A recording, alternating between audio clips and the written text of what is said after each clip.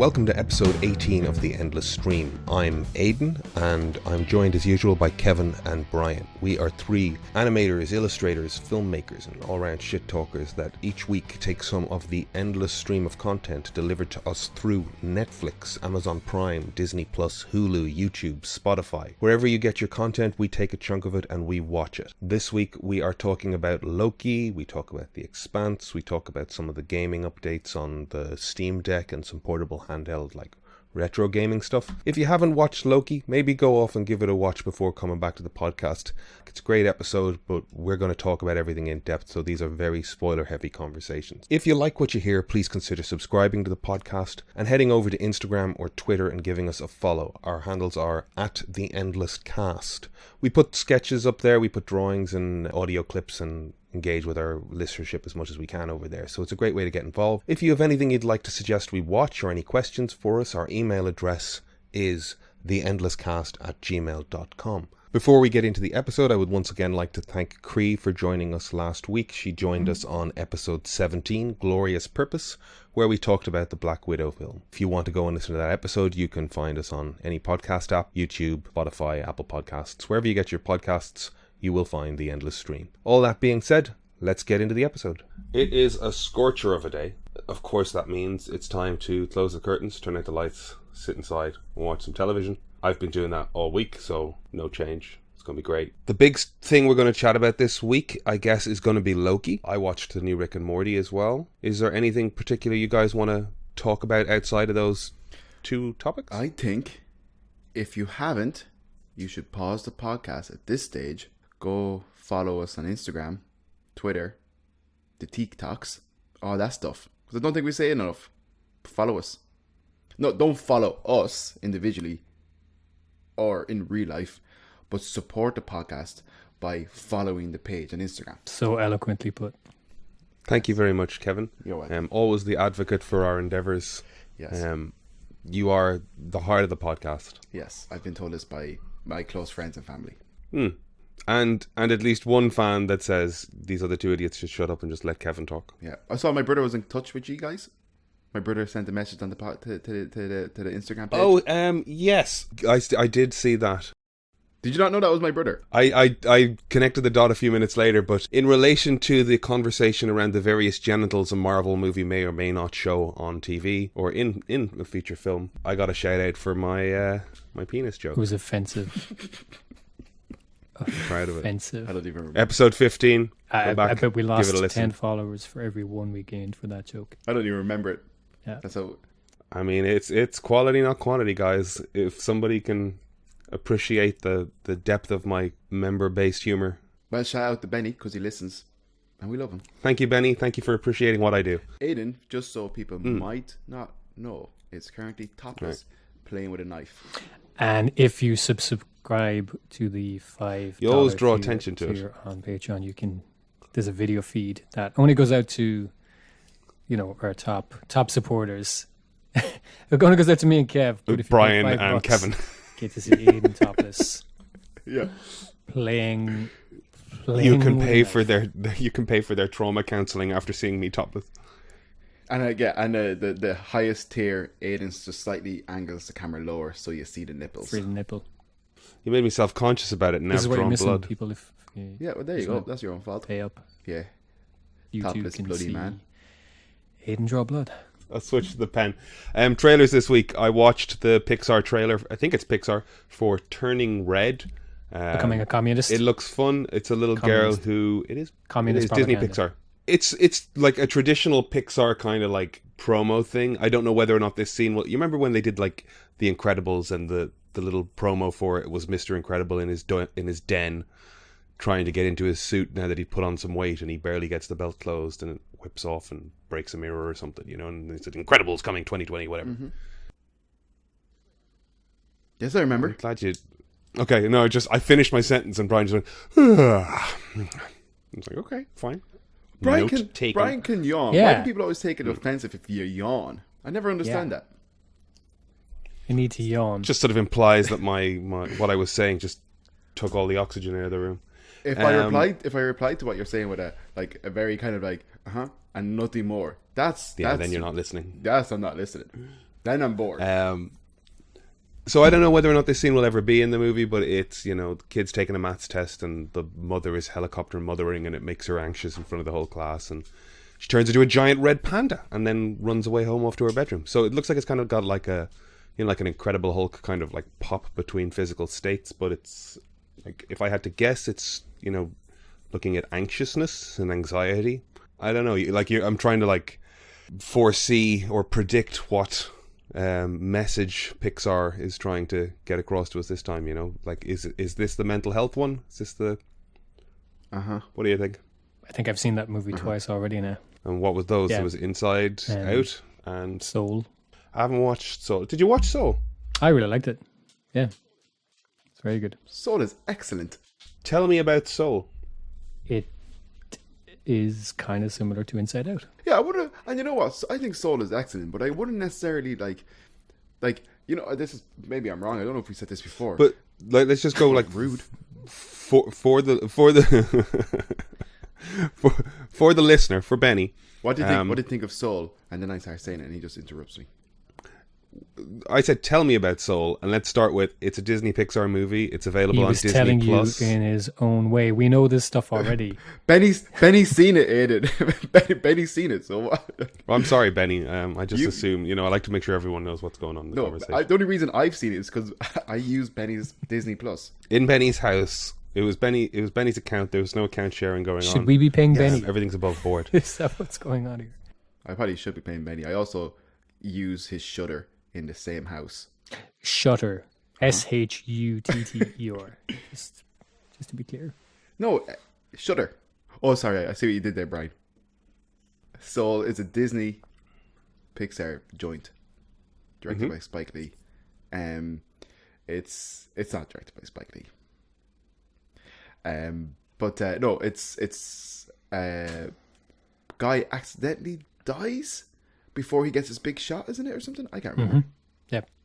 But all I was going to say about it is, it's like, it's one of those, like, obviously, like, all these movies sell a lot of merchandise, and like Soul was one of those ones where it's just like, what's the merchandise of it though? Like, I know they have like cutesy kind of characters, but they're very simplistic and stuff, and it's not as if like they're kind of like A Bug's Life where the characters, they're all like different characters and real dynamic and stuff. I think this one is just a lot more mature, or more probably sophisticated than a lot of other of these kind of animated movies. Not that it's like that's a good or bad thing, if you get me, but it's just like, I just don't see the appeal for young kids and the kind of merchandise in terms of toys and stuff.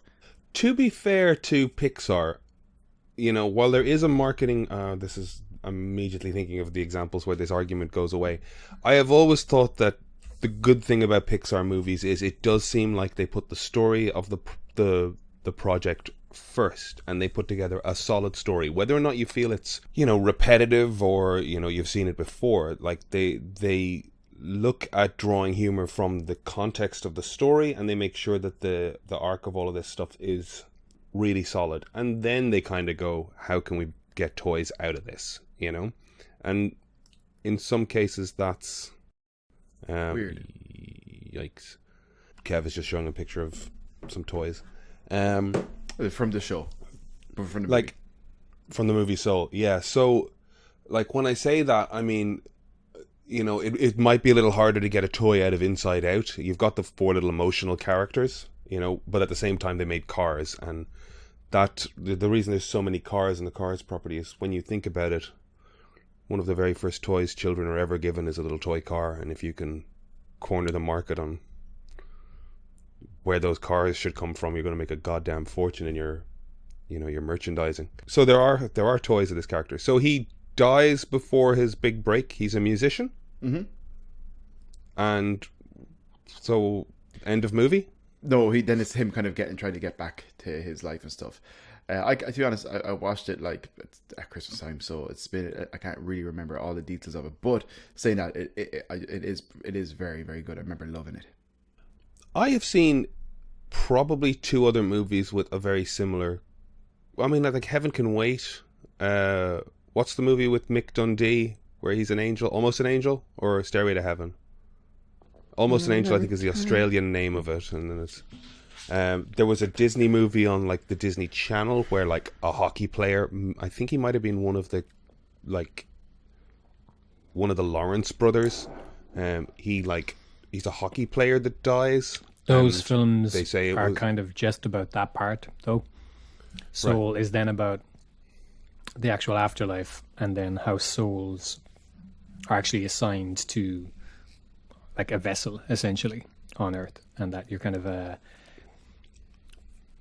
you sort of know your purpose or your calling before going in. Yeah, going in, and yeah, so it's more about that's where it gets a bit inside out. Then is that it shows the kind of the not bureaucracy, but the kind of inner workings of the cosmos, basically. So it's less about him. I mean, he is trying to get back so he can have his shot, but it's less about that, and it's more about what happens in this space where you get where your soul is essentially born and grown.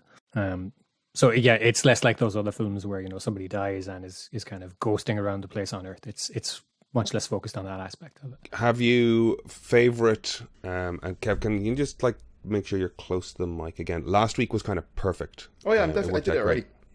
Cool, awesome. Kind of I just realized I didn't let Kevin talk. Let Kevin talk. He's gold dust. Have you any other? I see. This isn't a question where there's like an obvious answer. Like the way I want to phrase it is, and what's your favorite film about the afterlife? But like to be a bit more open, like, is there another film you enjoy that's sort of like spiritual, afterlifey? Like I think of like What Dreams May Come. I remember being Robin Williams fascinated by that. Like I know it got panned and all, but like it came out when I was young, and it was just like there was a world made of oil paint and Cuba Gooding Jr. I mean, who doesn't want a world full of oil paint and Cuba Gooding Jr.? I just watched that last year. How'd you find it? Just on Netflix. Okay. I loved it. Did I love it? Did I love it? It's no. You know what? It's actually very good. It is. It's not bad. It's kind of a funny one for him, I guess, and I think that's probably why it received kind of the criticism at the time, because it's kind of a departure from his usual really character-driven stuff to a degree. I liked it. It is an interesting concept, and it's kind of sad, but it's cool. I think it was expensive as well in terms of visual effects, so when it didn't make a lot of money back, it kind of got dubbed a flop, I don't know what films I like about like the afterlife. Or even Supernaturally. I like Jacob's Ladder. Okay, I haven't seen that, so tell me about that. That's the one with Tony Robbins or Tim Robbins? I always get them confused. Tim Robbins. That's what I said. That is what you said. I haven't seen it in a while, but any Tim Robbins movie, replace it with Tony Robbins. I don't want to say too much about it because you kind of spoil stuff, but it's about a guy that he keeps sort of having these demonic visions and kind of like being transported to this hell, essentially. He's having these hallucinations, and he's like he's experienced a trauma, essentially, and he's having these demonic hallucinations, essentially. But I don't really want to say more than that. It's not a straight horror, but it's a bit horror-y. Kind of psychological horror. I remember seeing a brief... Quite like it. I remember seeing brief clips of it, I think, at one stage with my brother. It's like, I don't know where we were, but I don't want to say too much because I think I have seen a good bit of it. But it is the one where it's essentially him dealing with PTSD from something. I know what he's dealing with PTSD from, but I don't know if that's a twist. You just want to be vague, yeah. Yeah, I'm not too sure because I think it's one of those movies. Well, that's quite it's cerebral. also, I have a feeling that this is a 30-year-old movie as well, and we preface this whole conversation with spoiler alert. But I don't want to spoil stuff on ourselves, though. That'd be ludicrous. I mean, I can say what it's about, but I'd be giving away the NDA if I say too much. We watch it because didn't they make a remake of it recently or something? I'm not sure. Or they going to make it? They're going to make a remake of it. It inspired Silent Hill, and a lot of the imagery in it is very Silent Hill. So, well, that kind of half answers the question I was going to ask. When you say sort of like not a horror, but kind of got scary overtony type of thing, he is like Angel Heart or Devil's Advocate. Like, those two things kind of fit into the same. Yeah. Well, those are two things that I picture when you say that. Am I correct? Yes, it's kind of in the right vein. I think it is. I think he's a Vietnam vet, and it's kind of about the PTSD. Yes, that's what I was going to say. Yeah. But a lot of the imagery then it's very Silent Hill kind of imagery. So just like, I know I'm bouncing way off of topics here. Oh, wait, I'm going to say next. Go on. I was thinking a little bit this morning because I was watching a trailer for a Western. Remake from... It looks like a remake of Rio Bravo. It's called Assault on Rio Bravo. Rio Bravo, John Wayne movie. Which I think they based Assault on Precinct 13 from. But, you know, the gang leader in the Old West was like a former Civil War officer leading a bunch of soldiers around the place. And maybe it's just media, but how many in the last 150 years, represented in film anyway, gangs and criminal organizations or criminal enterprises or criminal sort of groups, or what, gangs is the word really, have been made up of people that like were military trained, probably suffering from some sort of PTSD, came back to civilian life, and just because we've seen, you know, like the motorcycle gangs of the fucking 50s were post World War II. I think that's more of a commentary on the fact that like vets aren't looked after in society after war, and that they are kind of forced to use the skills, which kind of, it's like a catch-22 thing. It's like they have these skills that they're trained to defend X country. After war, they're irrelevant, and people don't actually look after them or give them opportunities or help them, support them, all that kind of stuff. So they're forced to use these skills which they were trained by the governments or whatever, the armies, and then like use them for ill-gotten gains. Wrath of Man, which we talked about just the other week, was literally that former military group turning their hand to bank robbery. The original Ocean's 11 with Frank Sinatra and Sammy Davis Jr., like the whole angle there was, you know, we could get away with this casino heist because nobody's looking at us. We're soldiers, but we're well trained. We work as a team. We know how to follow orders. We know how to follow a plan. We can do this. Sure, how many superheroes are ex-military? You know, it's a weird. I mean, I guess if you really want to get, I think it's just an easy way to have these guys forever. super You know, skilled. anybody who's been trained to do anything, turns it to their own intents eventually. Taking a Pelham 123, was that not based? Was Assault on Precinct 13 not based on taking a Pelham 123 or whatever it's called, or is it the other way around? They're very different. So plots, aren't they? They're very different. Yeah. Oh, Taking of Pelham is a hostage scenario on a train, on a subway train. Assault on Precinct 13 is a isolated police station under siege from the gang whose leader they're holding, and that is based on Rio Bravo. And there's two of those movies that are basically the same thing. Both of them have John Wayne. Both of them have the same stumpy sidekick, but Rio Bravo and Rio. Damn it, I can't think of it. Like one of them has James Caan in it, I think, and one of them has Dean Martin. But they're the same fucking film. But they turned it into Assault on Precinct 13, and then that got remade into the Assault on Precinct 13 with Lawrence Fishburne, and I want to say John Leguizamo's in that thing. But I want to say that about most movies. Interesting. So Pixar's Turning Red, coming 2022, about a little girl who deals with her anxiety by turning into a giant red panda. Looks cute, looks fun. Nothing to do with Jacob's Ladder. We assume it might. I just know that you're going to be able to sell lots of those things as plushies. Yeah, I love red pandas. They're awesome. Oh, it's not actually a red panda, it's a red panda. Yeah, red panda. A red panda, I was thinking giant. I was thinking of a red panda. No, black and white. Not a giant panda that's red. A red panda that's giant. Okay. Yeah, we should have probably said that at the start. We'll just start the podcast again. I think we did, though. So, you know, it's just... I said a giant red panda. Not a giant panda that's red. Yeah, it's on you, Kev. I mean, keep up. I represent Keep up. I represent our listeners. Yeah. If you were a bear, what type of bear would you be? If you were the type of bear that was... I think a lot of people think I'm a bear already. If you were a bear that was... If you were a type that was... if a bear was a person... if you dream the dream... You okay, Brian? You're struggling there. If a bear was a person, what kind of bear would I be? I think he was enjoying the loop of brain fart. Yeah, he was just... a grizzly bear. A black bear. You'd be a grizzly? Pandas aren't really even bears, so... They're kind of giant raccoons or something, aren't they? Every time I see one, I'm fully convinced it's just a person in a costume. You can't tell me otherwise. Yeah, it's ridiculous. They look fake. They're so like you see the footage of them like maybe they're genuinely hurt, but there's a lot of videos of like compilations of these assholes falling off of things and rolling around the place. They're bouncy. Like they got that thing in Kung Fu Panda 3 from somewhere, the bouncing pandas thing.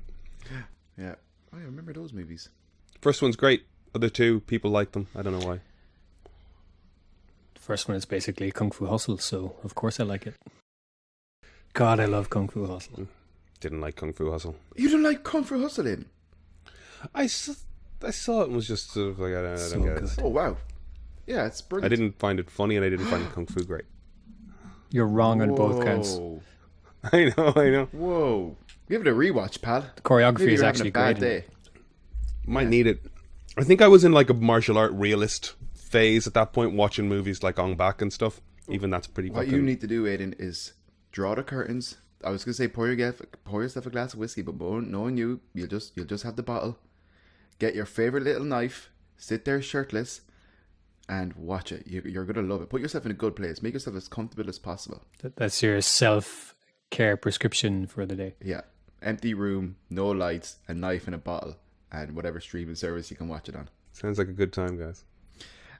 Speaking of good times, I was really hoping I would segue into something naturally, but it didn't. The other trailer was a little like, I guess, teaser scene from French Dispatch with Timothée Chalamet and Frances McDormand.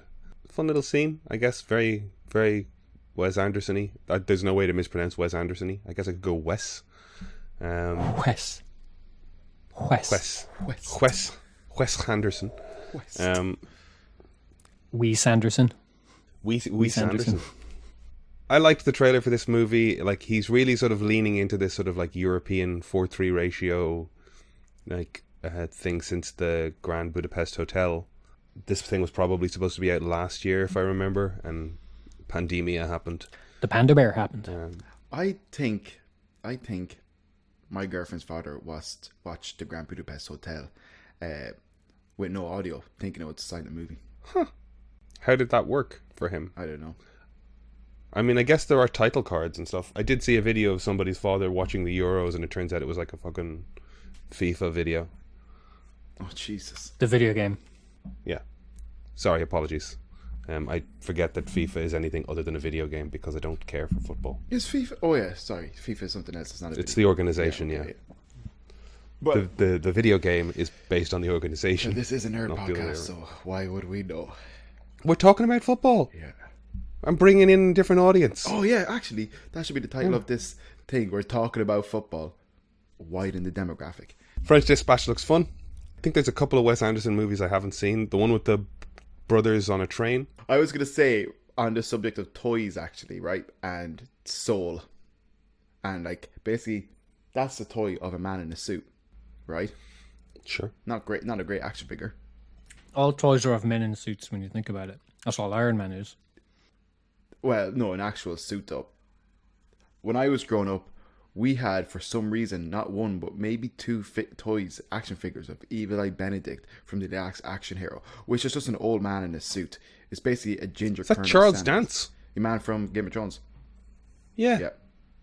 You had two action figures of Charles Dance from from Evil Eye Benedict from Last Action Hero. Yeah, I don't know why it was the worst toy ever. Like I saw the Loki toy of it's just Loki in a kind of very basic shirt and tie and stuff, and it's like, what a strange action figure. Me and my friend were talking about it. Hello, Ben. But me and my friend were talking about it, and it's like, what a strange action figure. But like I don't know why we had more than one Evil Eye Benedict toy.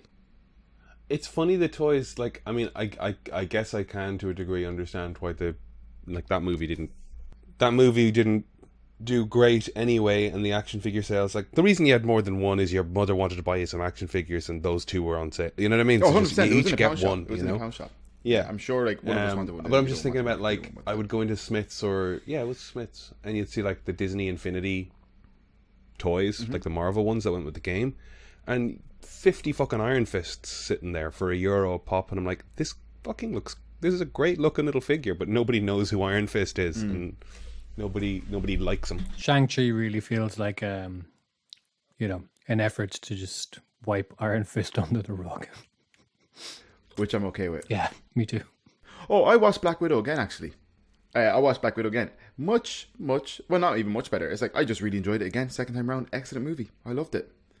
I kind of, in one way, you kind of, because like, you know, obviously we knew the whole story, but like watching the opening sequence, which I said I wasn't initially mad on, more empathy almost, especially for Florence Pugh's character. It's like, you really see how tough she had it, kind of thing, like her whole life, like how kind of it went. And like, she obviously represents loads of victims of the Red Room, you know, loads of the other women who were kind of destroyed by the Red Room and stuff. But Red Guardian has, well, even just as a like an umbrella character representative of human trafficking and all, yes, you know. yeah, 100%. Like, that's what I was gonna say. Like, it's kind of more tragic. Well, not more tragic, but like, because obviously I watched it, I knew what was going on and stuff. I was able to kind of like, you know, like kind of watch it in a different way, of like less intense or whatever, you know, like less suspense or something. Like, you're kind of just taking stuff in. But yeah, it's just very sad. You kind of feel sorry for all of them to a degree, because there's even a scene where the Rare Guardian, you see his upper arm, and he has Natasha and Melina's names tattooed on him. Elena, yeah, sorry. Yeah, he has their names tattooed on them, you know. He has a tattoo for Rachel Weisz and all that kind of stuff. It's like, kind of, you know, although it was 3 years, it's probably the happiest 3 years of his life, and that's why he's such a wreck now, because it's all gone and he's in prison. And he was meant to be so much more, you know. He didn't know what he had. Yeah. I mean, I guess as we're back here already, did he fight Steve in the 80s? He could have, because Captain America went back in time that time. Yeah. And who's to know? Like, I mean, he doesn't. Does he say Steve Rogers, or does he just say Captain America? He says Captain America, because there could have been different variations. God only knows. I mean, I guess as we're already on the Marvel topic, let's go straight to it. We're a half hour in. Loki, season 1, episode 6. He Who Remains. How did the episode open? Is it them walking into the house, or do we start in the TVA?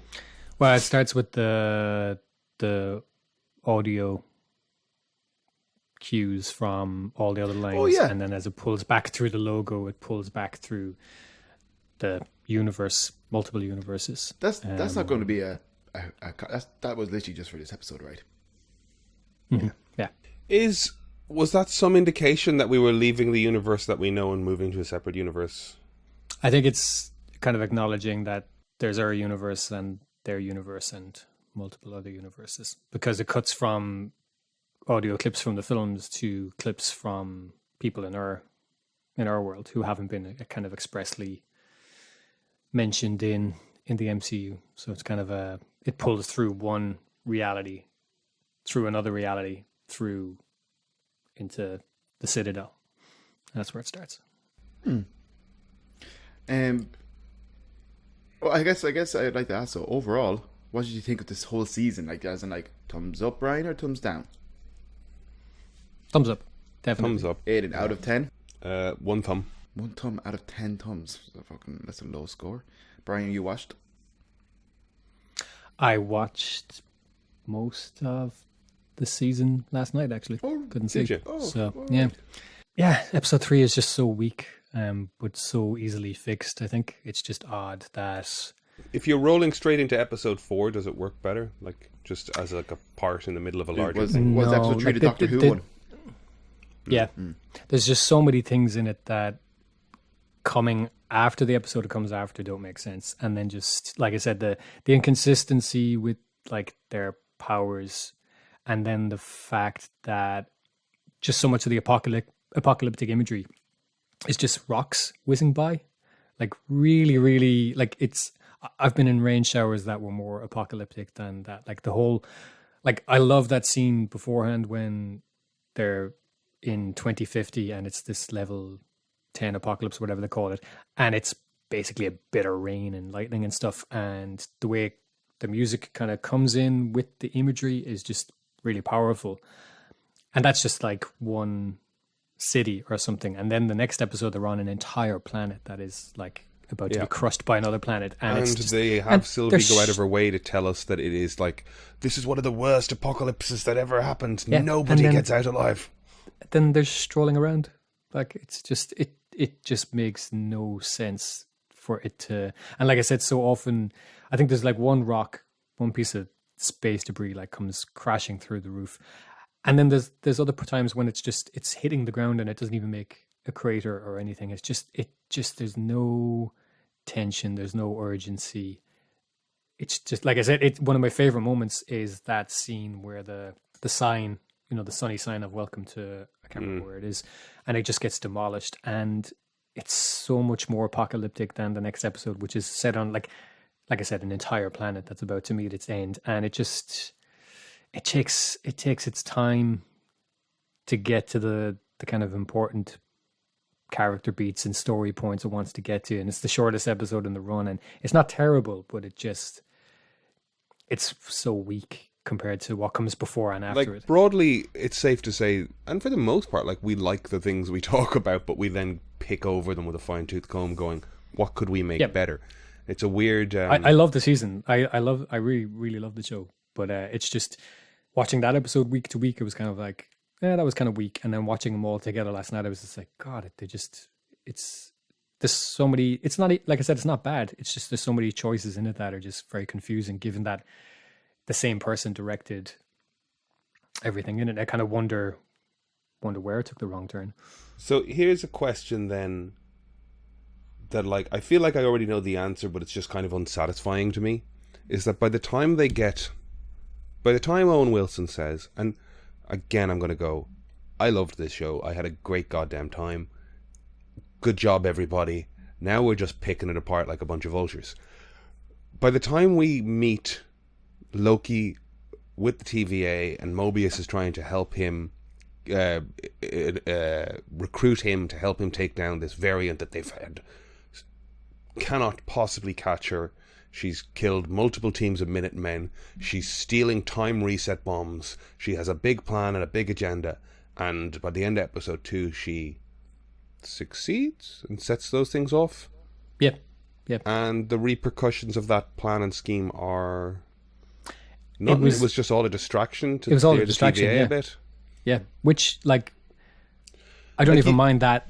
I don't even mind that much. I mean, at the end of episode 2, like I said, you've got that great piece of apocalyptic imagery, which really sets the tone for what's about to happen. And then we see her, like, bomb the timeline. And we as an audience think that's going to be a bigger deal than it is. And I don't even mind that it was just a distraction, but it's the fact that it ends on it and it's a huge moment. And then the next episode doesn't cut back to them dealing with it. Like, I don't even mind that they resolved it kind of quickly. It's just the fact that we see them in the TVA briefly, and then the entire rest of the episode is on Lamentis. And it just her big lifetime developed world-ending take down the TVA plan gets. And that's the other thing. Then when they're on the opening, when they're on Lamentis, they need to recharge the tempad.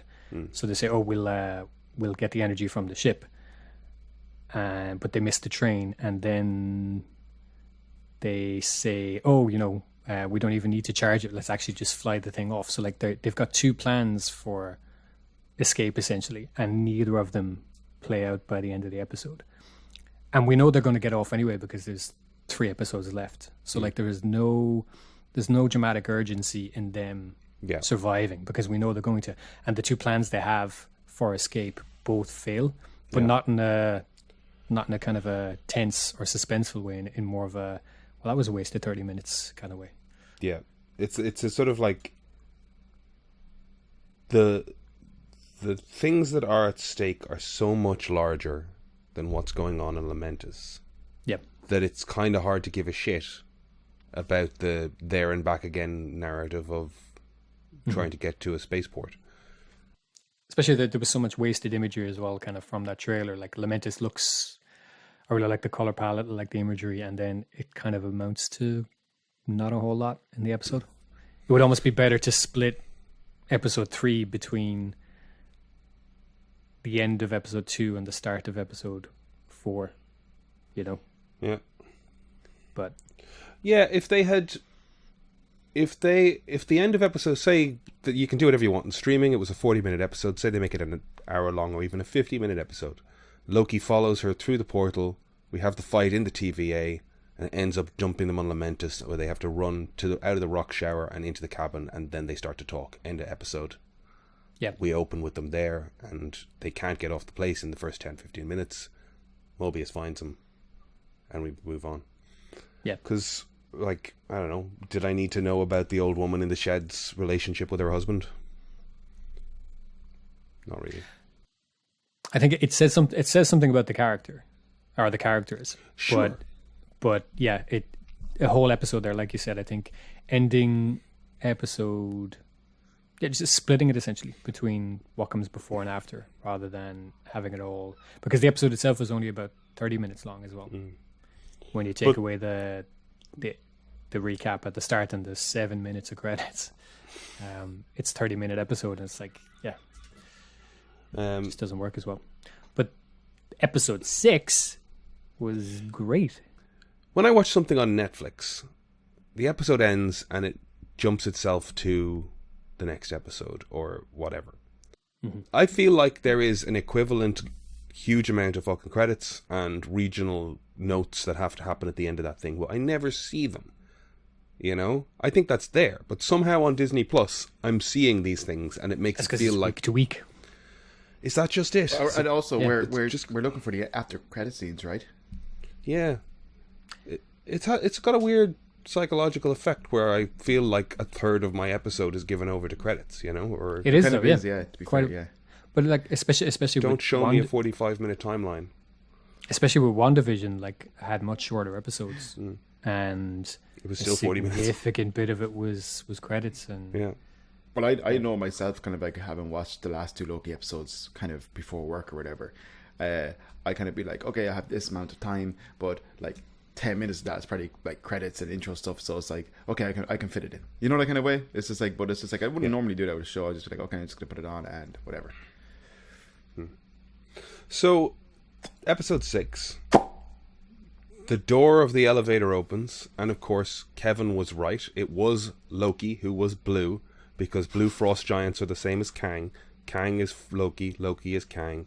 And we find out that... wrong show. Oh, Wrong sorry, show. okay. No, that's wrong. That was a better Yeah. show. That was a better show. I was right though. It was kind I was surprised. We had talked ourselves into the idea that it's definitely a Loki running the show. I didn't think so. And I always knew it was Kang. Don't listen back to other episodes because it might have said Play it different. back. Don't do it. All I have to do is pull up yesterday's 6 o'clock clip where he goes, it's clearly Loki.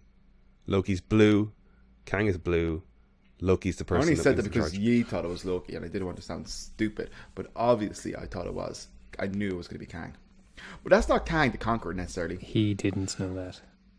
Brian, I did. Shut up. I think we had dismissed the concept of Kang, or at least I had dismissed the concept of Kang, because it felt like a weird way to introduce the big bad, especially given how Thanos was so slow rolled into the thing.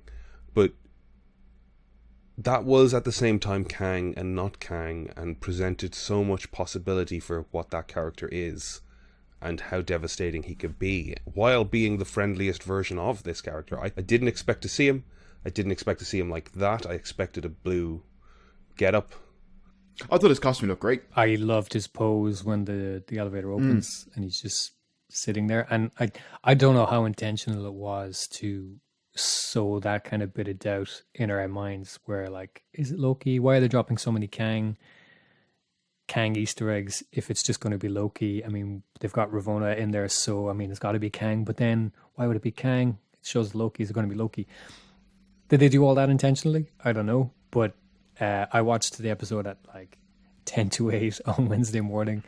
I was kind of half asleep, and I just kind of remember sitting there, the doors opening, going, who's it going to be? Like, are we going to see him? What is it? And he's just kind of so louche sitting there, and the way he just kind of snaps to attention, it was just brilliant introduction. I know that guy's played so well. I know that guy's technically dead, like that variant is dead or whatever.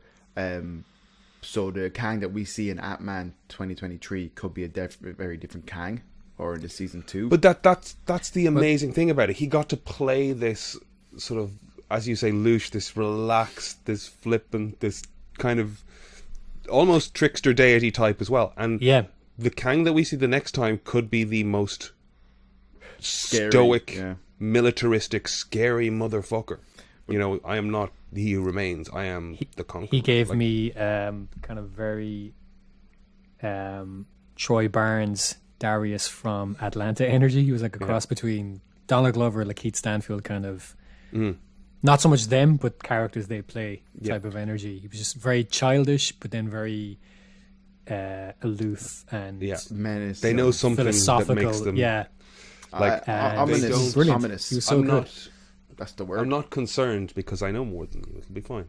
But I was gonna say though, it's obviously he's not because that one's dead. But if the big bad, like kind of instead of Thanos was Kang, like like the next big bad was Kang, and he was kind of like that. That would be such an interesting approach to the next big villain. That'd be such a difference to Thanos. You know, you'd be worried that if Kang is in it, that he'd be too similar to Thanos in a degree to a degree. But if that was their approach, it'd be awesome. I think it's a really smart move Yep. for the direction to go with like the next.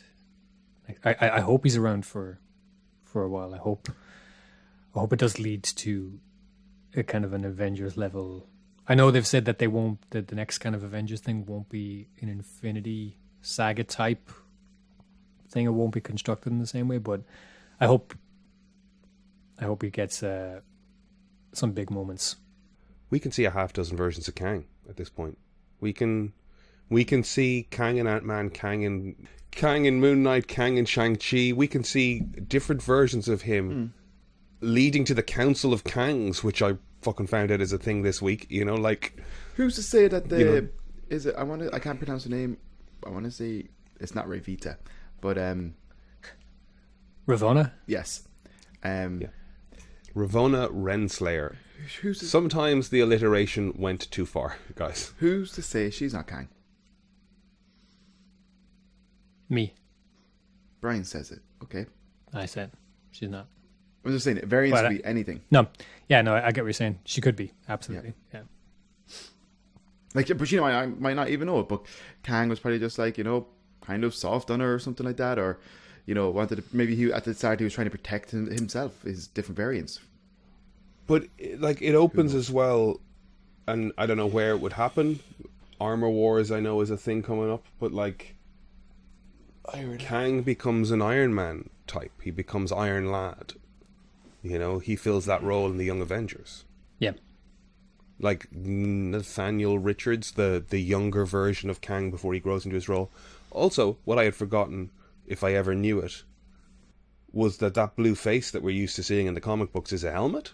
He takes it off and there's a person underneath it. I was expecting to see the blue face when the door opened. I was like, Jonathan Majors is going to have a blue, head. And then I completely forgot that it's a helmet. So let's just see him, I think it'd be kind of cool if like they do like more of it, like if he ever does have the helmet, that it's like a blue light that frames his face, or kind of like a visor type thing. Like I think that's what it is. I like that we get a glimpse of his costume when he has the little magnetic hologram display thing. Yes, yeah. And we see a version of what's very clearly that costume. And do you it looks think like have it's the crazy thigh-high boots? Yeah. Marvel are definitely going more comic accurate in their depictions of this stuff. They've always been pretty accurate. I think they've always been pretty accurate. Yeah, maybe. Yeah. I mean, the thing is, Cap and Iron Man, for sure. I must be drunk all the time. Hawkeye, not so much, but Hawkeye was the Ultimates Brian Hitch version accurate. Like if you think through the Marvel movies, who wasn't? Hulk looks right. Thor. I mean, the first Thor movie, he's bang on Thor. Like he's Kirby Thor. Loki's got the helmets. Who we saying isn't? The X-Men. We know why that happened, and that's a different like that's. I think we've talked briefly about this before, that like in Blade happened and then X-Men happened, right? And the black suited X-Men was about trying to prove that these characters would look all right on film. You can have an action movie with comic book characters and they don't have to be basically cowards. But that then fed into comic books, and everybody drew realistic versions of things for a while without, I say realistic, quasi-paramilitary, leather jumpsuity kind of things, which led to Brian Hitch's take on the Ultimates merging those two concepts together, and then that feeding into the Avengers we see, and they've gradually pushed more and more comics accurate. Like, I love even that, like, Endgame Iron Man really has some, like, 70s Iron Man, like, gold discs on the hips kind of looks to him. You know, you get him at certain angles and you're like, oh my god, he looks like it's smoother, it's more technologically advanced, but it looks like the comic book version from way back. The He Who Remains stuff is really interesting, and I'm going to have to go watch it again, because, like, there were a few shots, there were a number of times that it panned into his desk and came back out of his desk, and I'm like, I'm not sure how much of it was one take, how much of it was cuts, how much you were hiding cuts in a single take, doing these camera moves or moving behind people. The idea that he's not remotely afraid of them because he knows everything that's going to happen up to a point, and then he's not kind of afraid after that point because he knows the result of anything that they do. He's also been alive forever. He's got a great line where, you know, Loki kind of asks him, like, why is he doing this? And he's just kind of, he sits back and he goes, buddy, I'm a lot older than I look. And it's just this really nicely delivered pain in it. Yeah. Isn't he meant to be, what was that Kang's name on this episode? He Who Remains. Oh, that's what they call him. Okay. But people are saying he's kind of similar to Immortus from the comics. Immortus. Yeah. There is a character in the comics called He Who Remains, so it does seem like they've merged the two things together. So Ravonna was given a load of files from Kang, presumably. And we don't know why exactly. And earlier in this season, notices the pen from the high school, and he thinks it's from another agent in the field. But we know Ravonna was an agent herself, and now we found out that she's in the school, right? So why does Ravonna keep a pen from a variant? And was she protecting the variant somehow? Or, like... Because if I had to guess and put some degree of rationality, well, like, we see, they kind of make a point of the fact that she puts her trophies very much up on the trophy case. Mm-hmm. You know, where's this going to go? I have a place for everything and everything in its place. But that pen is in her hand and she uses it. And that's her sort of thing. And Mobius has the jet ski magazine. I think there is just holdover association with something. Remnants of their former selves. You know? Second question is... It's like I still like the smell of bacon. Do variants always occur at the same point in history? Because Ravonna in the comics is from, like, she's a princess from, like, the 42nd century. And then we see a variant of her in a high school in 2018.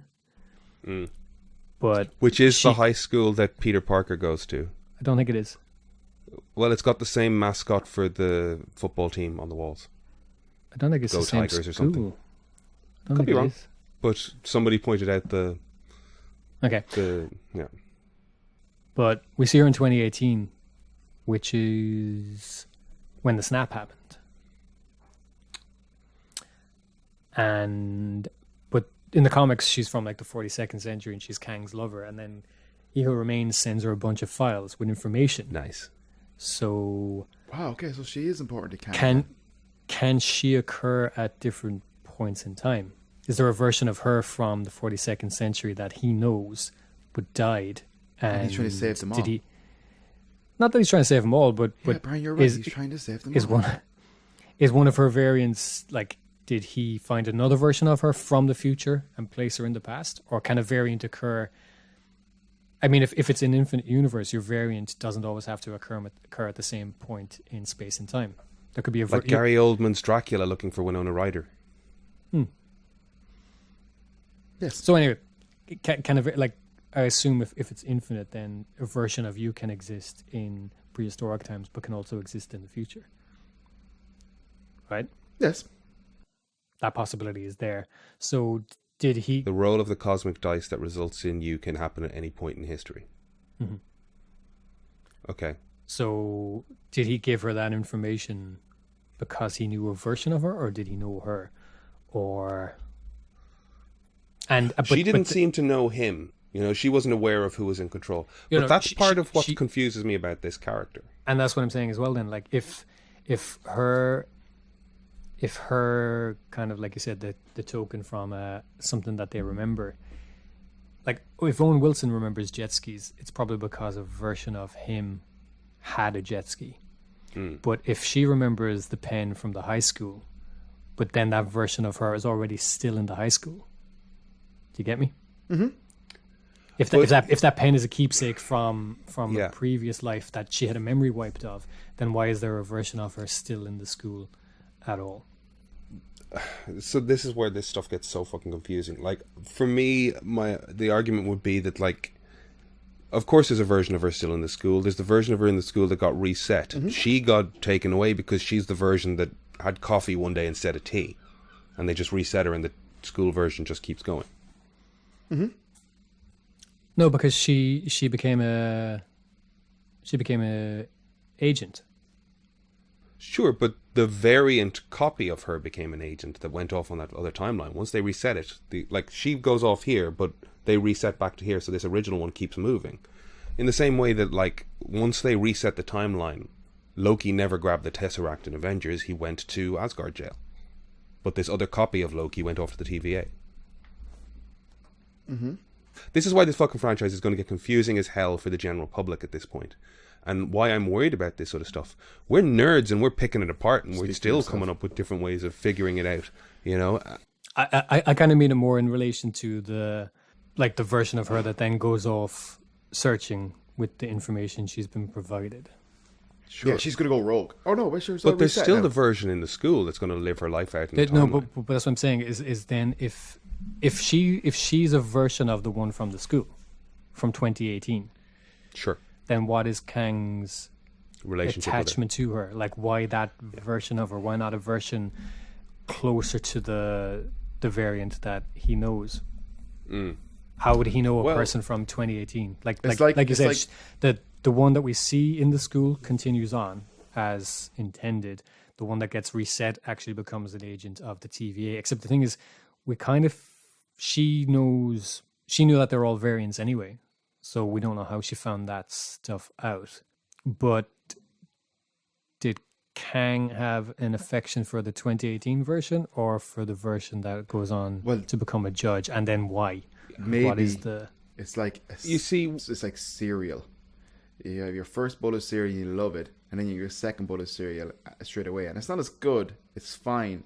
You kind of still like it. You'll finish it, but it's not great.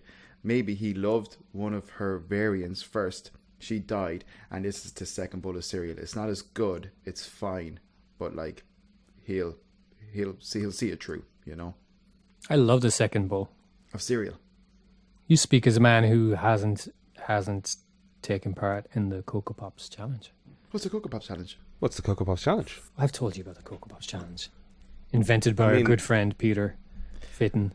Shout out to Peter Fitton. He doesn't listen. Cocoa Pops challenge. No, he has a life. Pete isn't listening to this fucking goal. Why would he listen? He has a life. He's not anything like us. He's got a mortgage and 2 kids. Yeah. He's mad.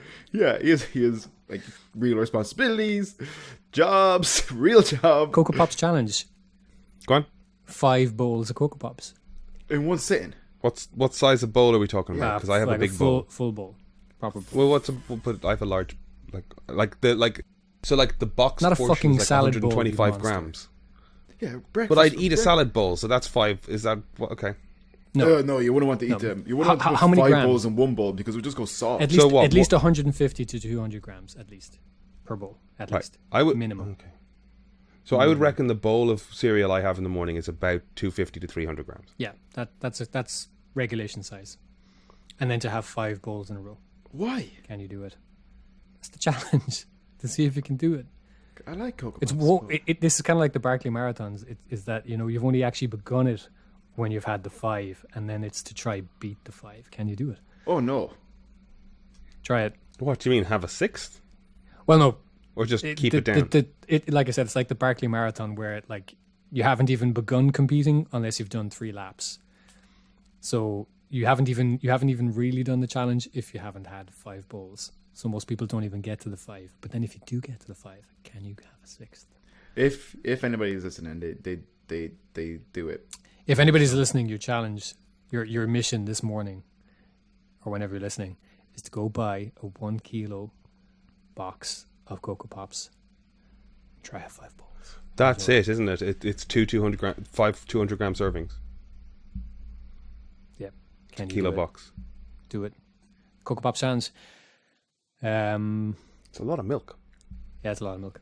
I don't drink milk, so You can have your vegan oat soy boy cuck beta.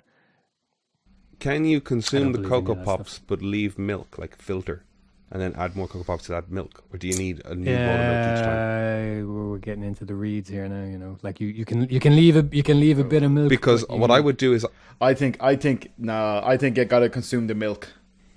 yeah, I think because if you- I would generally filter out the Cocoa Pops and then like drink a nice chocolatey milk. Yeah, that's no, okay. you can do that. You can do that so long. But I as, have to finish the bowl each time. Yes. I like the thing is, it depends on how much milk is left when you've eaten all the Cocoa Yeah. Pops. I And guess then you you've have got to to stay you've got true to to the you've got to spirit top of the up thing. the bowl, obviously, and then you've got to top up the bowl with more milk and Cocoa Pops. I don't think if you put I don't think if you have a full bowl with milk, I don't think it's possible to finish the bowl without having Taking most of the a lot milk of the milk. anyway. Yeah, Yeah. So yeah. There's Pete on it. Cocoa Pops challenge. How- Yeah, I've how- done it. How Well, no, we've only done the 5. We've only ever done the 5. you haven't succeeded at the 6. I don't think we've done the 6. So Sylvie kissed Loki. I know What you do we think of that? Is that incest or is that Next like, Friday. It's not. It's not not? incest, no. No, it's not. I keep on telling you this. It's not. They're soulmates, technically. But I don't like. My God, like I've watched a lot of, particularly American stuff, talking about this, and they're Stepbrothers and so stepsisters. grossed out by it. It's They weird. are, aren't they? And yet it is the number one search Given term that in it's the American number one pornography. search in American porn, it's bizarre. I think they're. There's they a little protest too much thing, yeah. isn't it? Oh, yeah, Um, yeah. I totally get you. Yeah. But yeah, no, they're not. I mean, look, if Loki can be an alligator, and I mean the variants that are around President Loki are also Yeah. Lokis, and they look Yeah. nothing like him. They're not genetically similar at all. It's the temporal aura. Yeah, they say in episode 1, it's the temporal aura thing that's the consistent part. They genetically they can be anything else. So no, it's not. I just want to say, fucking chill out. fuck that noise. People complain about that shit. It's a fucking TV show based on comic books. None of it's real. It's all fun. They're clearly different people. They're just different people. It's like why, Yeah. why would people even be hung up about it? That's them making it weird. That's people who are uncomfortable with breastfeeding. It's just like that's you making it weird. And like again, Goobers. Norse historical, Loki was into anything and everything going, He right? gave birth Like to a horse. these Loki mythological Loki- figures. Loki turned into a female horse and was impregnated by a stallion and gave birth to Sleipnir, which is an 8-legged horse, which is Odin's horse. Odin's horse Is is his Loki's grandchild? offspring This is great. when he was a female horse. So Yeah, which is completely Anyway. fine. no, I mean it's not. Why? I mean that's bestiality kind of. No. Because think about it, right? If a horse had the power to turn into a human and then had sex with somebody and gave birth to a human, an 8-legged human thing, that'd be completely fine. That would be an abomination. Oddly enough, you wouldn't think that. I don't know how this has happened. That segues us perfectly to this week's episode of Rick and Morty, where Rick has impregnated a half horse, half human woman. Oh yeah, And they have a half Rick, half horse child. yeah. And I actually didn't even think Did twice you watch about the that. episode, Brian? We lost him. Yeah. Felt like a perfect segue. I haven't watched it. Oh. I'm not watching. You're not watching Rick and Morty? No. Why?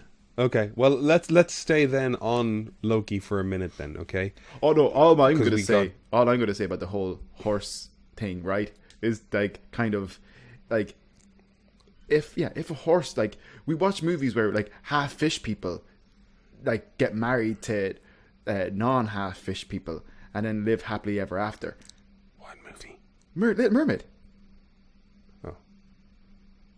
Did she stay human at the end? I haven't seen that in a while. Something. No, happens. there's All I'm saying is like kind of 8 if, Virginias. if Loki's a horse and You've seen that, right? what? You finish your thought, Kevin. I'll get back to mine. All I'm saying is like, it's like I just don't like. Is it bestiality? Like, would if a werewolf? Yeah, maybe if a werewolf had sex with a dog, it would be a bit weird. So, Neil Cicerga? I'm not sure how to pronounce his surname. I'm sure you're familiar with Neil Cicerga. He did one of my favorite. Yeah, maybe it's all creepy. Actually, go on. He did Brody Quest. Boom, boom, boom, boom, boom, boom, boom, boom, boom, boom, boom, boom, boom,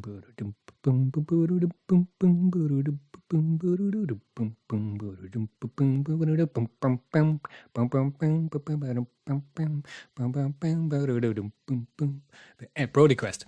I don't know it.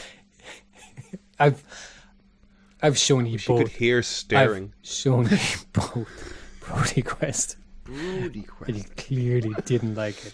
It's Brody or Brony? Brody Quest, and the description on YouTube was the best day of Adrian Brody's life, and it's just this little kind of flash animated thing of Adrian Brody, and an alarm goes off, and he sits up, and it's ding ding bing ding bing bing, and it's just Adrian Brody walking through a load of scenarios, and then there's a little kind of a guitar solo. It's like, and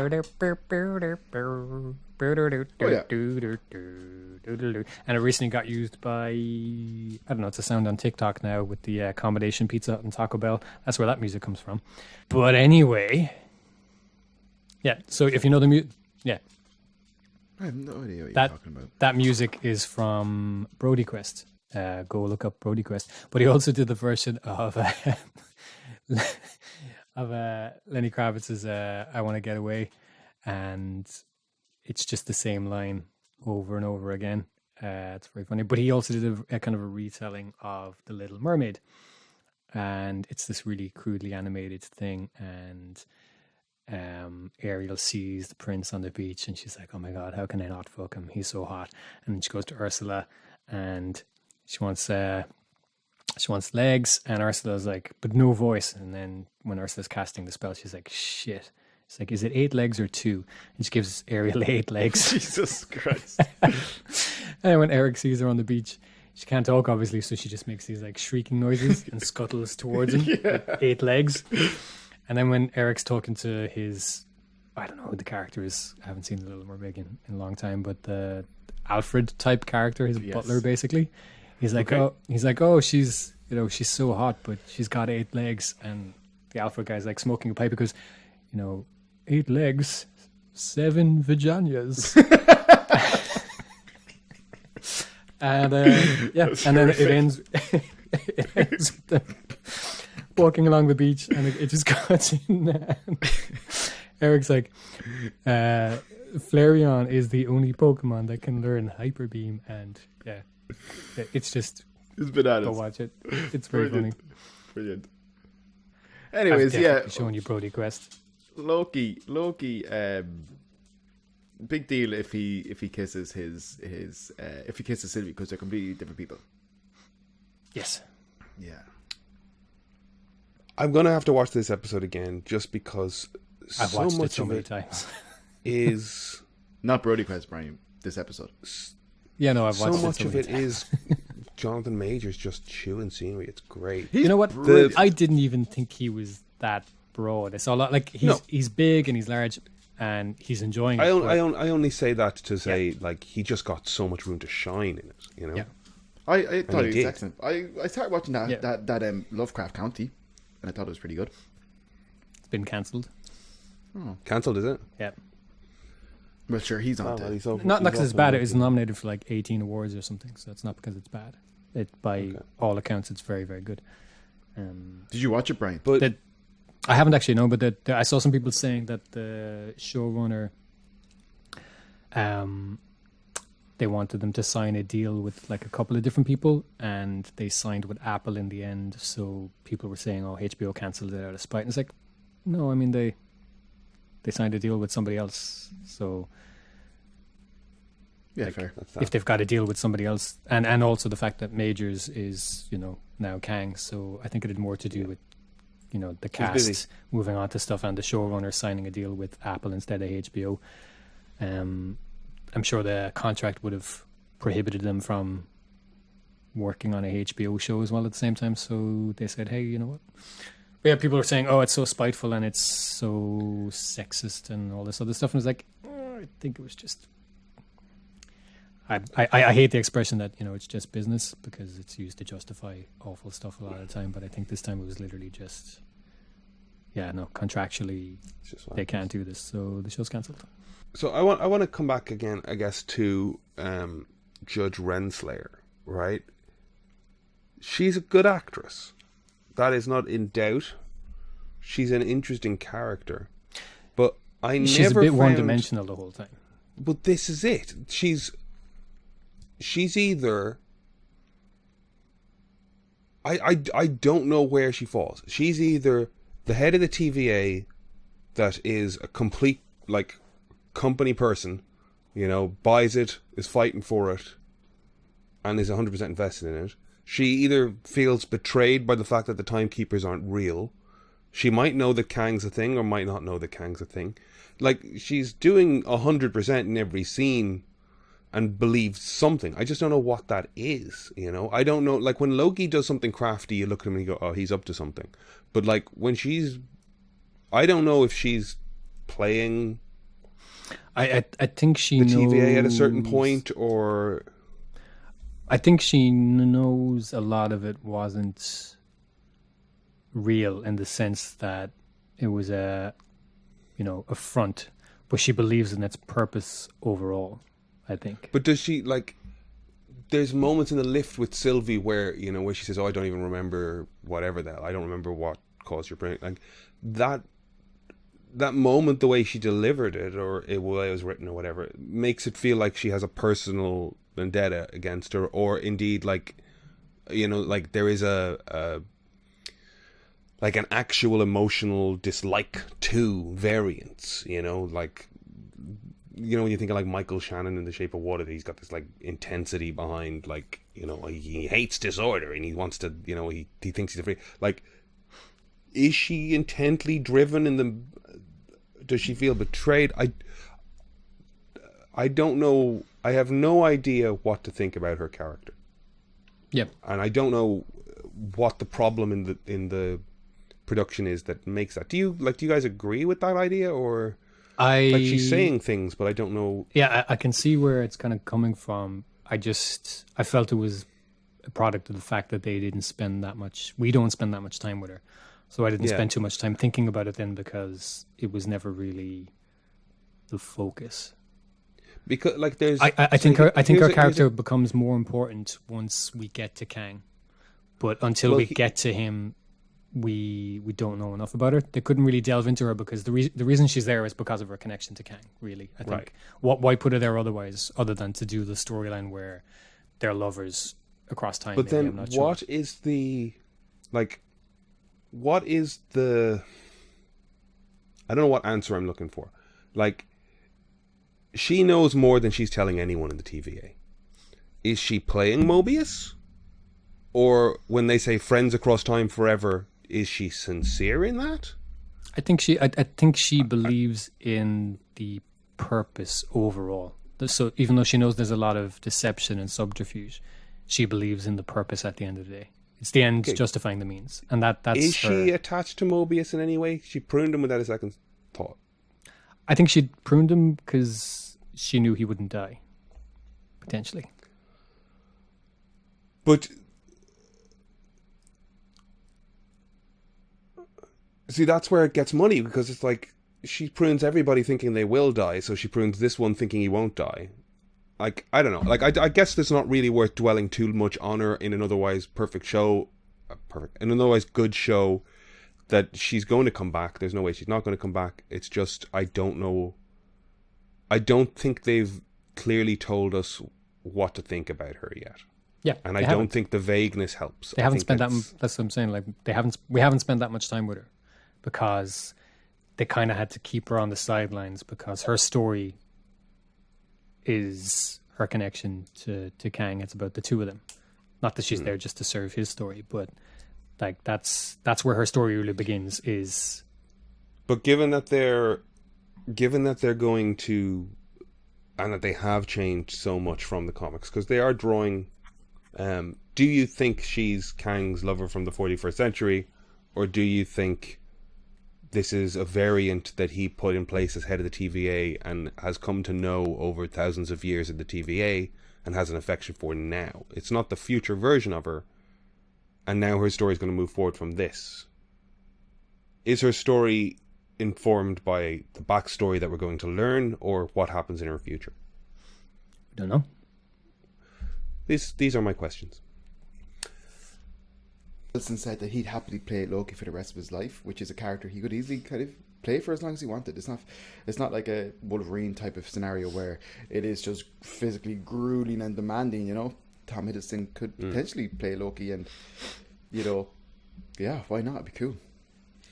I was thinking about that a bit yesterday as well, when, you know, the concept of the Loki lecture, where he got like writers and producers in a room and gave a long talk about how he sees his characters' wants, needs, feelings, history. I don't know if like that's a thing that apparently happened, and there was a whiteboard involved as kind of the joke. But I mean, it's funny to picture how kind of like people are kind of like, oh, that's amazing, he knows and loves his character so well now.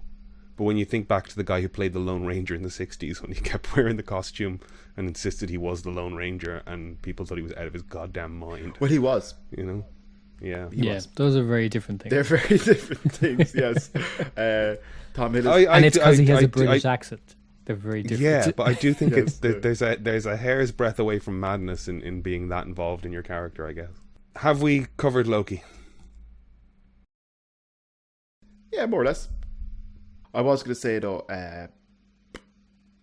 I'd say she, at this stage, because of the events of the last episode, potentially is disposable. I think she's been too popular, though. I think people have really liked her. But sure, when has the head ever stopped anything? Look at Game of Thrones. Oh, I know. I'm just saying, I think...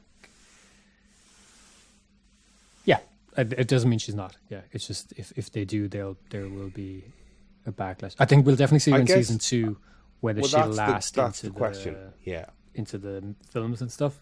I don't. They're going to have to make a choice at this point in investing in Loki's on screen. Are they investing in Tom Hiddleston, or are they investing in Sophie DiMartino? And especially as well, Tom's because got his vote. The kind of the version of her. So she's probably closer to the Enchantress than a Loki, but there's a version of her then as well that is kind of a similar age to Kid Loki. That is when Loki puts Enchantress's soul in a person on Earth, I think, basically. And I could see that happening. I can see her dying at the end of season 2. But Loki, because like we said, that temporal aura thing, Loki will find a way maybe to save that, and she'll be reincarnated effectively, essentially, as somebody on Earth with the powers for that Young Avengers film. And that's when we'll see. So when people say, oh, we want Sylvie back, that's how we'll get her back. We won't get that actress back. We'll get a younger movie version of her. I think that's probably what. Yeah, I think this is going to have been a great thing for Sophia DiMartino's career, but I don't think we're going to see a hell of a lot more of her. I think she in the wider MCU. No, I think the TV show. We'll see her in plenty of other stuff. As much as we say that, like, that's not incest, I don't know that Marvel want to keep pursuing that line. The love interest for Loki. No, but do you not think like that even makes it more of a possibility that she could be taken out of, because it's like it's a that's what I'm saying. Yeah, that's what I'm saying. They don't want to pursue that. I think Loki is now in an alternate dimension where Mobius didn't know who he is, and it's going to be like he's going to have his sort of driving motivation in the back of his head to try and get back to Sylvie, but I think he's just going to go on a fucking roller coaster through a bunch of different dimensions and a multiverse of madness, and maybe we see her again as she sacrifices herself. Or do you think out of the three series we've watched, WandaVision, Falcon, the Winter Soldier, and Loki, which one is going to have the biggest ramifications on the MCU, and which one ties in more? I'd say Loki. You think Loki is the biggest? It's Loki. Yeah. Loki is the biggest. Really? Definitely. Loki's changed. Like, they could do what they're going to do in every other film without Loki, but Loki explains why it's possible. They can go haywire now. They can cast anybody they want. They can make any movie they want. I think Loki was originally supposed to air before WandaVision, and I think the end scene of the Wanda season, I think that's as a result of the multiverse. Yeah, the fact that the kids still exist. She hears the kids because of the multiverse. Oh, wow. Wow. Also, I'm happy they didn't make Owen Wilson do that. I think that's kind of just like, he's a human being. Leave Owen Wilson alone. He's had a hard life. Has he? Has he had a hard life? Wow. Has he had a hard life? Loki. I can't do it, Loki. I can't put my career on the line. It's too much mischief. No, poor Loki. Poor Loki. Poor Owen Wilson. Yeah. Yeah. No. He was great. Yeah. More Owen Wilson. Just successfully All right, rolled let's wrap into a movie up career. Loki with the ending. Kang, a version of him, is already in control of the TVA. Yeah. At least that Dimensions TVA. Well, that's it. Are there now multiple TVAs, or did Kang take over that TVA and wipe everybody's memories? Yes. Because in the TVA kind of supposed to exist outside of the timelines. The multiverses. Yes. So, is there multiple TVAs? That seems like it wouldn't make sense. No. Or did Kang take over the TVA and wipe everybody's memories? That seems to make more sense. Well, I think whatever Enchantress did, killing he who shall not be named. He who remained. That's what I said. He who remains. Qui sont prominence, I think, was one of the French titles for him or something. That would be They Who Remain, though, wouldn't it? Anyways, like Loki knew killing him would have a detrimental effect on the world, but the moment she does it, and he just goes, "See you soon." See you soon. And he winks. Brilliant. Because he obviously knows that there's a bigger bar than me, and you're pissing him off. But it's this weird. Not even pissing him off. It's just that he's created a mechanism that keeps them from occurring, and now that he's gone, all bets are off, because it's not that there's a version of him that's pissed off. It's just there's versions of me that are less benevolent. Yeah. But do we end up with a movie series that ultimately builds to finding a decent version of a young Kang and then installing him in the house at the end of time? No. And he becomes... Ironheart. No. He's going to be in Ironheart, where he's Iron Lad. Or Armor Wars. Are these shows... Whenever we were showing like the list of... Brian sent us a list of TV shows that are coming. And it's like Ironheart, Armor Wars, so on and so forth. There's no date for Ironheart and Armor Wars. Secret Invasion. But are they animated or live action? Live action, yeah. Wow, okay. And I also saw Cree had posted the other day the actor from The Good Place who's in She-Hulk. Jamila Jamil. Yeah, doing training stuff. That's awesome. Awesome. She's playing Titania? Yeah, she's great. Anyways, she's brilliant. But I'm so happy for her career, and I enjoy her very much on everything I've seen her in. But I do think it's mad that, like, I remember getting up at 6:30 in the morning and watching like The Juice on Channel 4 while having my slice of toast before going out, and she was just introducing pop songs. Was it The Juice? I don't know, but I was saying you were having your juice. Watching your juice. Yeah. I can't remember if that was the name of it, but there was just this Channel 4 VJ, here's some new music at 6:30 in the morning, 7 in the morning show. And it was just her being Sarky interviewing pop stars and stuff. And then suddenly she's in She-Hulk. I didn't know that. It's a weird... well, she's great. Weird journey. Yeah, fair play to her. A long and winding road. Yeah, but she looks... All right, I'm looking forward to it. It's going to be awesome. She looked good in the training video. Did you see that? Yeah, I didn't see it actually. Yeah, no, I was impressed. Like, I don't. Well, you guys do martial there's arts. just a nice big crescent kick, you know, and I don't know if she's got, you know, dance training or anything, but like, I was like, oh, cool, she can move, great, because I wouldn't have got that from presenting pop music and playing. Crescent kicks are very easy. I know that, but I can't do them. So yeah, you can. I can't do them. You can do Don't them. tell me what I You can do. absolutely can. Don't motivate me You to be can. better. I believe in you. You're a prick. You can do them. It's just an impressive thing. Yeah, no, I haven't seen it. I'm sure it looks good. I just wanted to say that because anybody out there that thinks they can't do a crescent kick, you can. So go do it. I didn't mean in a critical way. I mean, go do some crescent kicks. It's good for your hips. Right. Well, then let's move on slightly. We watched Rick and Morty. At least Kevin and I did. This episode opens with Morty Incest. finding a. Does actually. This opens with Morty finding a giant mechanized horse fleshlight in his mother's place of work. No, a semen extractor for horses. Why did they make it sound weird?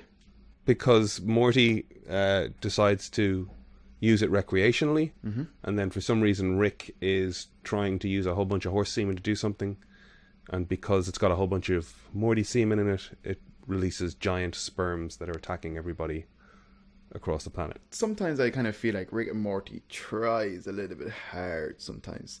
I think like it's like they're very conscious of their fan base of what fans think they are, and it's like they're doing their best Rick and Morty as opposed to just being themselves. But I liked the episode. Yeah. I thought some of it was funny for sure. Probably not my favorite yet though. Probably my least favorite so far. Your least favorite of this new season? Maybe, yeah. Also, you can watch it on E4 or all four. Yeah? Yeah, they have it all on all four. Cool. That's good. Why isn't it on Netflix yet? I guess they must have struck a deal with Channel 4. Exactly, yeah. Yeah, I mean, there's a thing as well where they, like, throughout the episode, they revert to underground cannibal horse people. And I don't know why it got past me, but even the third time they mentioned it, I was surprised when those horse people actually showed up. I was like, of course there's going to fucking be horse people. They mentioned horse people three fucking times. Grab people. It's like that South Park episode. That was very funny in South Park. Basically, South Park were making some commentary on like how some shows just do bottom of the barrel stuff that makes no sense in this shit. I can't remember. And then like they were just like kind of the end result of the show being like it was the crab people all along, and then crab people just came out real one dimensional, kind of going grab people, and that's pretty much what Rick and Morty kind of were. Not the same, but similar. I don't know if this. I think I'm going to end up watching this episode. I watched things twice. I'm going to watch it again. Twice? Because Those are rookie numbers. God, I barely watched them once. yeah, how many times do you watch things? I've watched episode 6 of Loki about at least 6 times, I would say. What? Yeah. God, I watched it while it's working, so yeah. I mean, I'm sitting here with the TV there, and I've got to be doing stuff. Yeah, you're kind of osmosising. Yeah. I'll watch it again because I think sometimes I get overwhelmed by the noise in Rick and Morty. There's so much stuff thrown at you. Yeah. That like it's like the third time that I catch a line. It's overwritten sometimes. Yeah. It's like Too convoluted. there's a lot of word salad for a joke that doesn't really work. You know, it just maybe sounds clever when you say it very quickly, but doesn't really land. And I mean, don't get me wrong. I think we're. But I do find No, that I do like the show, yeah. if you watch it a few times, you don't go, that is actually really funny. You know, you just have to find it in the middle of it. yeah, but it's the difference between something like 30 Rock or Arrested Development, where there's just a lot of jokes and you're still laughing at one and you miss one, and Rick and Morty, where they're like, oh, I really want to say this because it's it's kind of a acerbic observation, but it's a bit verbose and there's so much going on screen that you don't really. It's not that you're laughing at another thing that you miss it. It's that You just don't quite catch it. not that you don't catch it. It's just like, bit of brevity sometimes. You don't need to say a lot to say a lot. Sometimes. I don't know how I felt about the giant sperm, like shooting giant sperm, and like the resolution is they draw the sperm. They draw the sperm out to what they want, which is a giant, like an enlarged human egg that they took from Summer. So now they're trying to stop Morty's sperm from getting to Summer egg because they realize it's going to be an giant incest baby. I missed that. Yeah, I didn't. There's a You missed lot one? of incest this week. isn't there? Or the sperm all head to the Grand Canyon because basically that's America's vagina. They even just say it in the show. It's like, so what? You expect us to believe just because it is the biggest negative space on the continent of North America that they... I say negative space. Can't remember. I was going to say, though, I did actually like Beth and Summer's stuff, like Beth saying, like, welcome to womanhood and all that kind of stuff. I thought that was brilliant. I thought, like, it's just like fair play to them. It's so fucking good. It's so true. Like, it's so excellent. There's a moment where she pitches an idea to a conference room full of people and they stare at her blankly, and a man says exactly the same thing, and Beth just puts her hand on her shoulder and said, "You became a woman today." yeah. It's horrific. But, like, I hear that shit from my girlfriend all the time, you know?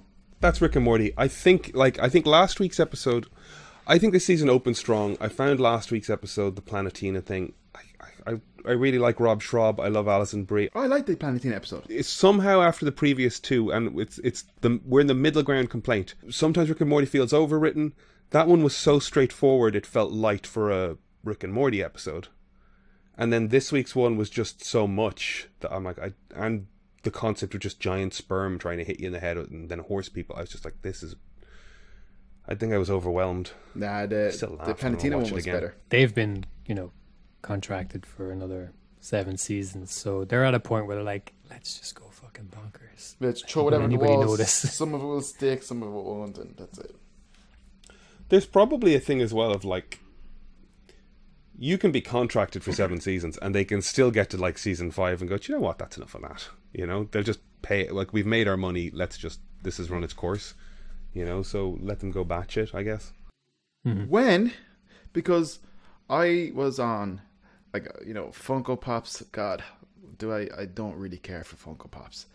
I was on Funko Pops Europe's page, and like the amount of franchises and when is that going to be done? Products. Is that the question? No, what I was going to say, it's a I don't know what I'm thinking, but anyways, it's I just don't get how they can produce so much shite.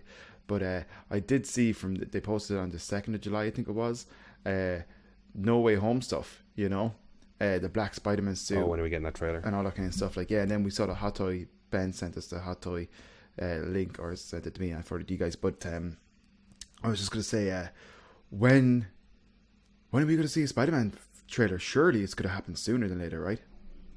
Yeah, I'd imagine very soon. We're 5 months out from it at this point? Yeah. When's Yeah, so I said that soon. Well, do you feel like September, November, December? Do you feel like that was... These are our features. Do you see like that was kind of spoilers-ish seeing that toy? Nah. The show us in the trailer, right?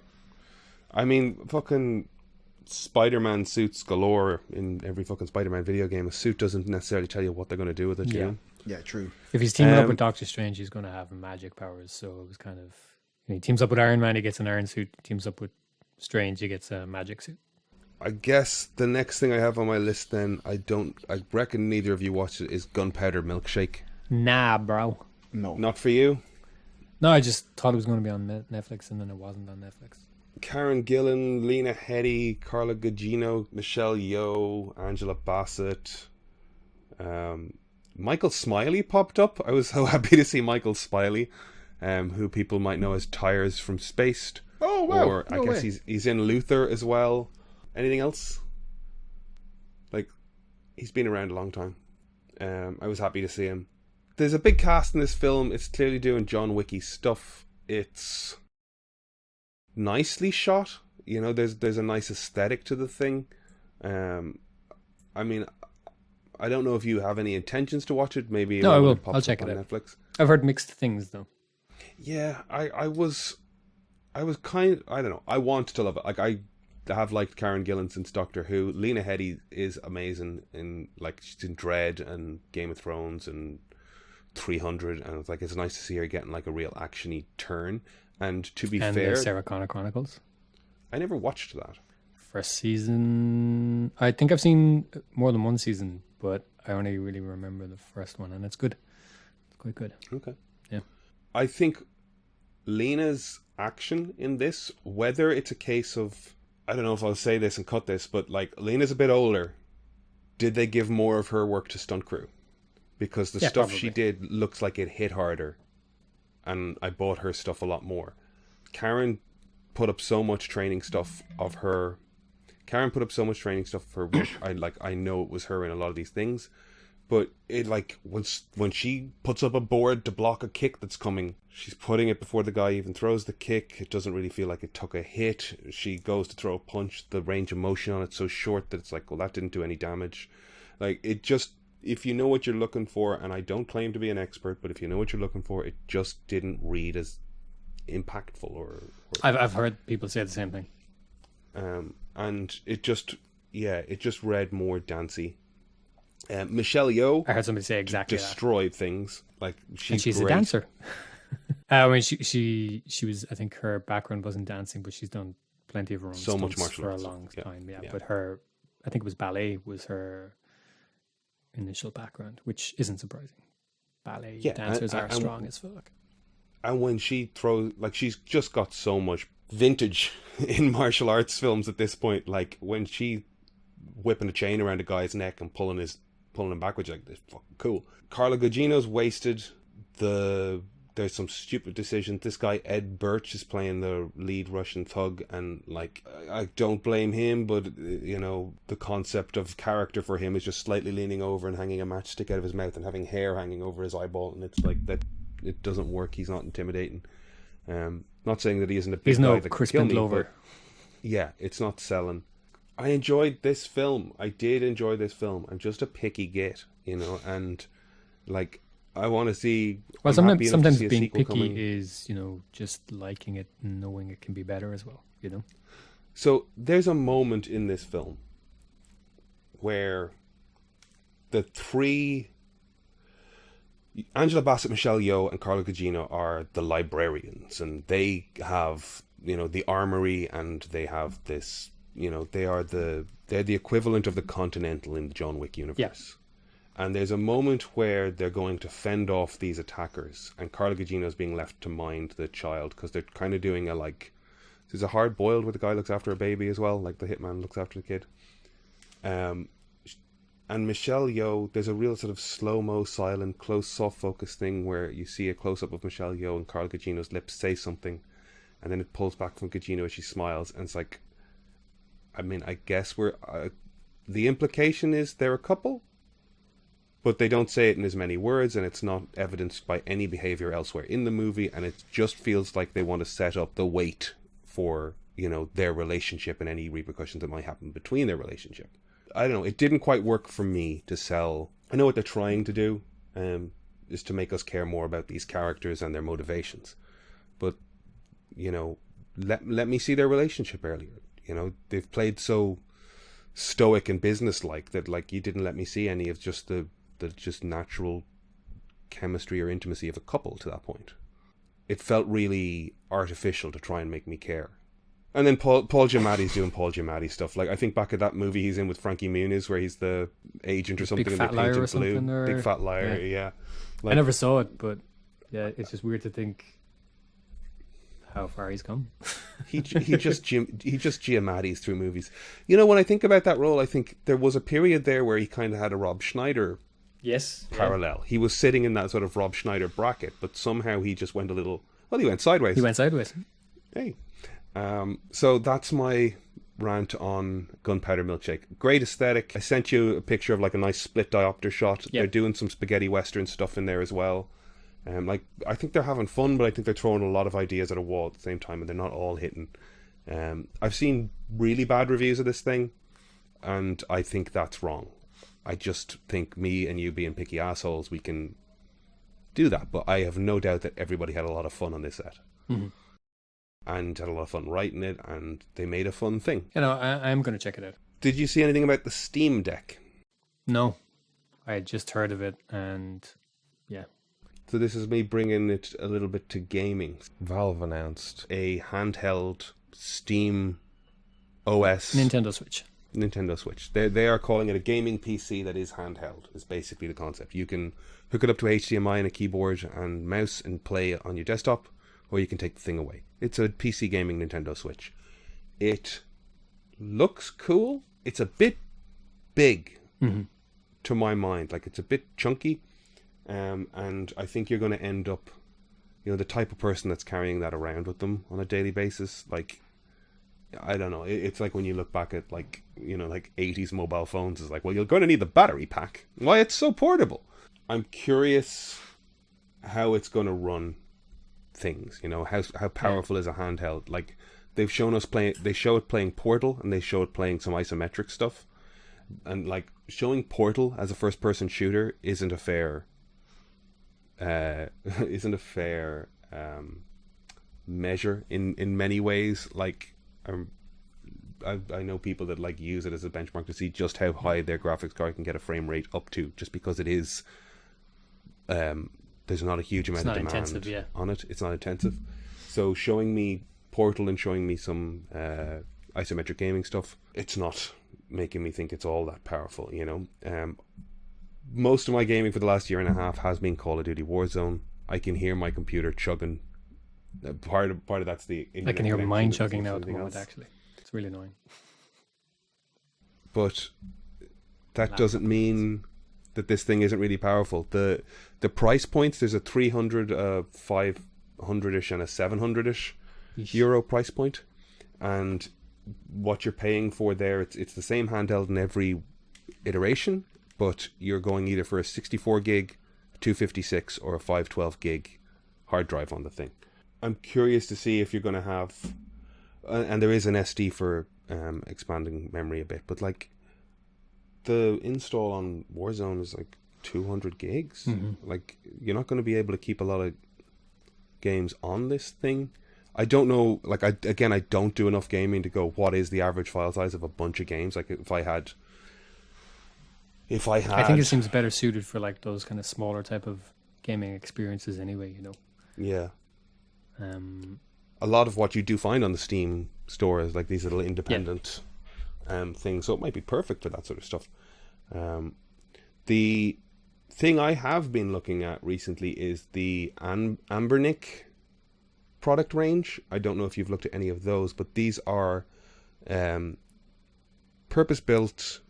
You get them through like Alibaba, or there are some, is it Alibaba, or there are some like resellers. You'll get them on Amazon. Ambernick make a range of ROM playing handhelds, and I remember trying to play ROMs on my PC a decade ago and trying to play Mario with a mouse and a keyboard type of thing, and like, go and get a controller or whatever, but like, it was just kind of a clunky thing. Like, I loved the idea of being able to like load in a massive library of old games, 8-bit, 16-bit, 32, and just have it with me, and well, just to have it on my computer. But it wasn't there before. In the last year and a half, these handhelds, they're worth taking a look at, because for 80 quid, and that's the high end, you're getting a quality build Switch format handheld that comes preloaded with a whack of ROMs. You can get into the nitty gritty of playing with settings and sideloading new operating systems and stuff around it, but I'm a hair's breadth away from one of these things, and they're getting great reviews, and they just, I think I really like the idea of portable vintage gaming or retro gaming on such a like purpose built. It's like a Kindle for a library of old games. I'm not like slightly smaller than a Nintendo Switch. So get onto YouTube if anybody's interested in retro gaming. Look up the Ambernick, Anbernic, I think. The Ambernick RG351P or 351M. The P is a plastic build, the M is a milled aluminium build that is lovely looking, but it's like an extra 50 quid, so you're paying 150-ish for the thing. According to the reviews, they come with a 64 gig SD card preloaded with 1,000 games or whatever. That's not a bad shout to just have something in your back pocket. That's the gaming portion. Anything to add game wise? No. Well, then the last thing I'm going to touch on is I've started watching season 5 of The Expanse. Have you ever watched The Expanse? I tried to get into it and I couldn't. Okay, yeah. So that's a dead topic to begin with. Yeah. This is why we need more people. Get into it. Yeah, I can watch it for next time. I think it would be worth watching some of the first season if you've never watched it. I've watched it. Yeah, I've watched the first season, but I couldn't get into it. I think I've watched more than one season, but Well, look, it isn't for everybody. And when season 5 went live on Amazon Prime, I've watched 4 seasons of it, and I still didn't go running to it. But when I put it on, I love the world they've built. I like the characters, and I love the world they built. There's a moment in the episode I was just watching before we started recording, where a character is deeply concerned about where her husband is, because there's been an event that, like, he could be dead and she can't find him. And she gets asked to take part in a team that basically puts her back into a sort of position of power. And she's kind of shook and crying on the other end of it. But the way the scene plays out, I don't know if she isn't more emotionally invested in being asked to join this team than she was for the moments at the beginning of the scene where she was looking for her husband. I don't know if I'm over giving too much credit to them, but I find that there are often these scenes with the characters in this show where their motivations are so layered that I don't know, like, are you just like you deeply, deeply love your husband, but you are much happier now that you've been, like, it's almost become sidelined by the fact that you've got your job back, you know? And that's such a weird take on a character, you know? There's I don't know if you remember the engineer guy who's kind of the grunt in season 1, Amos. it was a long time ago. Yeah. His character as well, they just slowly giving us more and more information about who he is and where he's come from, but, like, he's very comfortable and very handy being a mechanism of violence, you know? He is the muscle when he needs to be, but he's clearly intelligent, and, you know, there's a history of molestation and organized crime in his past, but it's all just sort of hinted at and slowly coming out the further we get into it. I don't know if they're very, very expertly written and they've got huge backstories for all these things, or if they're just carefully choosing what to hint at to make a character seem broader or of more depth.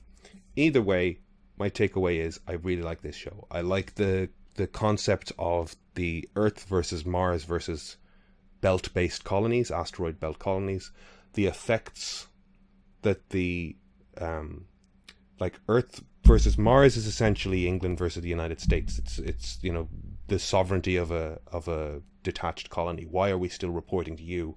We've got our own problems off over here. You're over there. Why am I busting my hole to send you back resources? You're fine. You know, you're taking advantage. The belt, the concept of living your lives out on, like, microplanets or micro moon sized asteroids, the effects that the gravity and the environment has on human physiology, making you almost a different species. Like, you can't go to Mars, you can't go to Earth because the gravity just debilitates you. The fact that space and living out there is presented incrementally, showing you the adaptations they have to make over time. Like I talked about it, like The Wire a bit, where, you know, it's a real slow burn learning all of these little dependencies, but once you have all of this onboarded into you watching it, you know, it just feels like there's so much depth to the thing. I recommend the show. I can understand why people don't want to invest in that much sci-fi. Like, there's weird alien shit, but then at the same time, that's not important. You know, like, they put it down for 4 episodes and talk about whatever the hell's going on between Earth and Mars, you know? Any thoughts? It's ridiculously hot. I am boiling. I'm in a leather chair with no ventilation. I'm wearing no pants and I'm melting.